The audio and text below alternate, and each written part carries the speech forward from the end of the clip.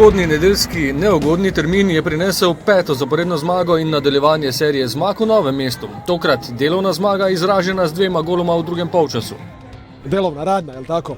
Pa dobili smo 2 stvari danas, dobili smo 3 boda i dobili smo jednu činjenicu da smo dobili utakmicu gdje smo bili potpuno van igre, potpuno van bilo kakve izvedene forme. Kruno Jurčič je moštvo spremenil le na enem mestu. Na klopi je ostal Dare Vršič, tako da je mesto v zvezni vrsti zasedel Željko Filipović, njegovo pozicijo v obrambi, ob Marku Šulerju pa je zasedel Aleš Mertelj.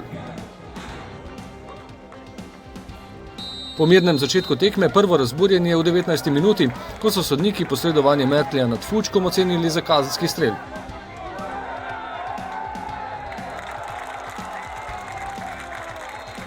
Fuček je udaril preko gola.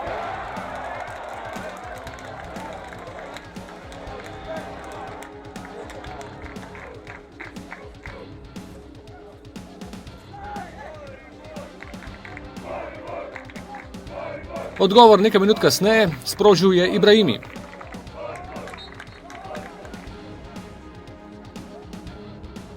Sledila je le minuto zatem lepa akcija Ibrahimi Viler, zaključek z desnico. Zadnji nevarni poskus v prvem polčasu pa po podaji s kota, ko je Šuler z glavo podaljšal do kapke, iz težkega položaja skoraj da z mrtvega kota pa ni bilo želenega zaključka.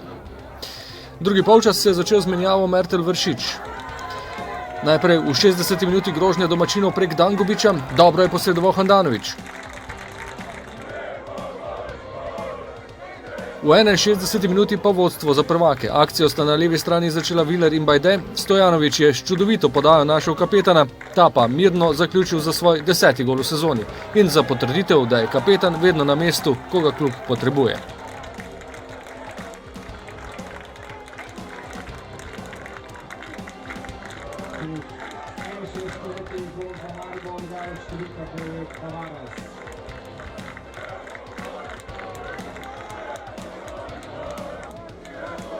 Ja, hvala Bogu, lahko pomaga ekipu, klubu, ampak brez soigralcev, brez ekipa ne morem dati gol. Lepo center je naredil Stojanović in zato smo dali gol, smo borili celo tekmo.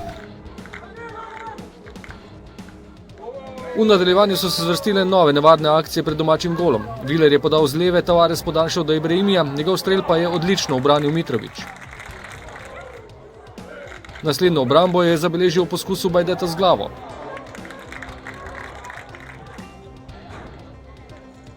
Piko na i pa je Tavares postavil v 83. minuti z lepim preigravanjem po levi strani in natančno asistenco Bajdetu za končnih 0:2.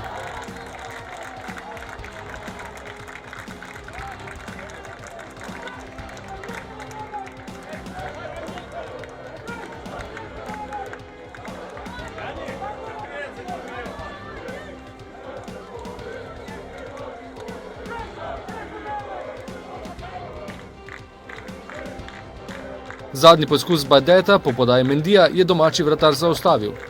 Ostalo je pri 2 golih. Sedaj sledi dvotedenski prvenstveni premor, potem pa 21. večni derbi in dvoboj vodilnih v Ljubljani.